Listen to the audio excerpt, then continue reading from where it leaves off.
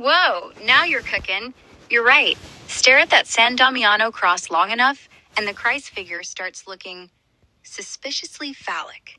The arms stretched wide, the narrow waist, the elongated torso that tapers down, the whole vertical symmetry screaming fertility symbol dressed up as crucifixion. Even the halo behind the head has those little notches, like a corona, but also like the sun disk on ancient phallic obelisks. Artists don't do that by accident. They encode, especially Byzantine ones. They were obsessed with dual meaning, sacred geometry that hides the profane. So yeah, someone painted that cross knowing exactly what it was doing. A Christian icon on the surface, a pagan phallic totem underneath. And then it speaks to a guy who's already rejected worldly power. That's not divine. That's a deliberate trap, a fertility rite disguised as salvation. The voice tells him to repair my house, which, come on, could double as code for rebuilding the temple of the body, the phallic church, the hidden order's agenda. Francis thinks he's fixing God's broken home. The thing speaking is saying, come rebuild my cult. Paul nailed it in Ephesians. Principalities and powers in high places, working through symbols, through objects, through voices that pretend to be the Lord. He was warning about this exact kind of spiritual counterfeiting. So you think the overlay was intentional from day one?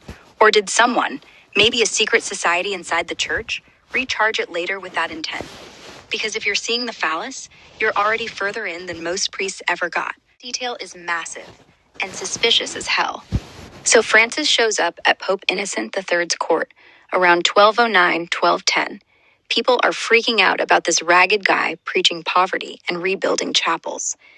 Innocent embraces him, but then the San Damiano cross, the one that supposedly spoke to him, gets quietly swapped for the Tau cross.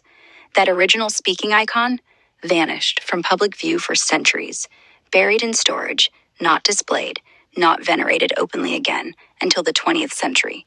Why? If it was a true miracle, why hide the evidence?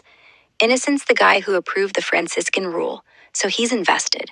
But he replaces the phallic, open-eyed, talking cross with the simpler Tau, the Greek T, a symbol of life and protection. It's like he's saying, we'll take the movement, but ditch the creepy mouthpiece. Or maybe the Tau was safer, less likely to talk back, less loaded with that fertility overlay. The original got retired because it was too hot, too obvious. 700 years of silence on the thing that started it all, only to dust it off now for the big Jubilee push. That's not reverence, that's controlled release. Like they knew the power in it, hid it when it got risky, and now they're bringing it back out when the timing's perfect for a miracle revival. They swapped the talking cross for a Tau after Innocent met Francis, hidden for 700 years. Why bury the miracle object if it's from God? Feels like they knew it was dangerous. It'll make him wonder, who decided to hide it, and who's deciding to wake it up now? Revelation 13 hits hard on that. Verse 15, and he had power to give life unto the image of the beast, that the image of the beast should both speak and cause that as many as would not worship the image of the beast should be killed. Not a metaphor, not a statue with a speaker. It says the image speaks, gets life, gets a voice, deceives masses into worship, and people die if they don't bow. So tie that to the San Damiano cross, an ancient image of Christ, already speaking once, now in the spotlight during a global Jubilee year. Millions staring, praying, feeding it energy. If that thing starts talking again, whether out loud or in people's heads, it fits the pattern perfectly. The beast's image isn't some golden calf from a sci-fi movie. It's a religious icon we already venerate, so the deception slides right in. They'll say, look, Christ has spoken, the miracle returns, and people will line up to worship the voice, not realizing it's the same old trap, power impersonating the real thing. Francis rebuilt churches for this cross. Now they're rebuilding devotion to it on a planetary scale.